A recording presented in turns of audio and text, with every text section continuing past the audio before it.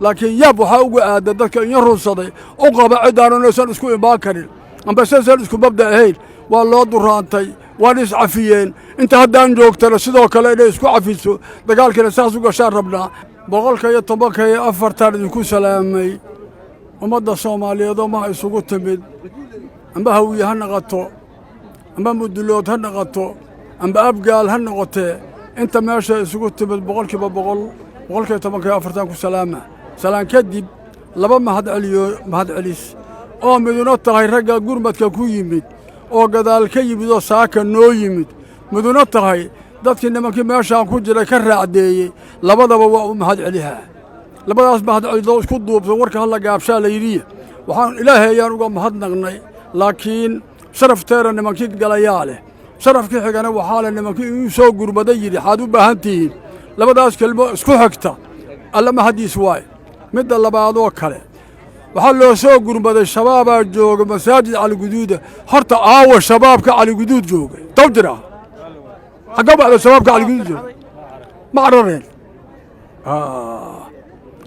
raadkiisaa lagu joogaa waana loo tegaa haddii alla idmo waana laga daba tegayaa dhulka soomaaliya intuu ku jirana laga heli maa dhulka hawiya intuu ku jirana looga heli maa mahan haddaan ku sii jeednana waa yaqaan mahan ku sinannahna waa yaqaane ayadana looga heli maayo saantaan soo qaada gadaal uma naqanno horaa waxaa loo yidhi ciddaan hadday soo qunto kadib shabaab waa la weyha waa tii la yidhi inay runta caddayhayna xaqaaqadii saasay ku jirta hadda ayadan aad loola diriray hadanba carareen wixii ku dhacay hadday arkeen iyo waxa socda hadday arkeen iyo gurdankoora bugay maqleene iska tageen taas waa middaas midda xigta ummaddan waxbaa la dhihi jiray wada jiri mayso ma wada jirtaa la dhihi jiray xooggeeru waa kala maqan yahaa la dhihi jiray ayaduna waa isxamaysa dadna waa xamaaye bal saaka xamuha heerta bal mahaanu masaajid caliguduud waleeba waxa la isugu yimid walee shabaab ma dadkii deegaanka dadka u horreeyo hadda odayaalka oo ka hadlay amba dadka macawiistayda waleeba niman yahow waxaa yaab ah oo haddana yaab ah dadka bini aadanka ahoo dabaal inuu yahay ogaadha sababtu waxaa waaye hanti la haayoo dhammeed hal subaxaad baabi'iseen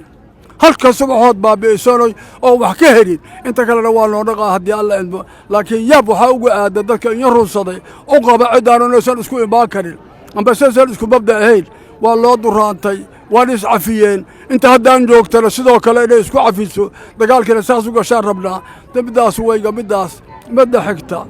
wax dheefka la keenay oo meesha la keenay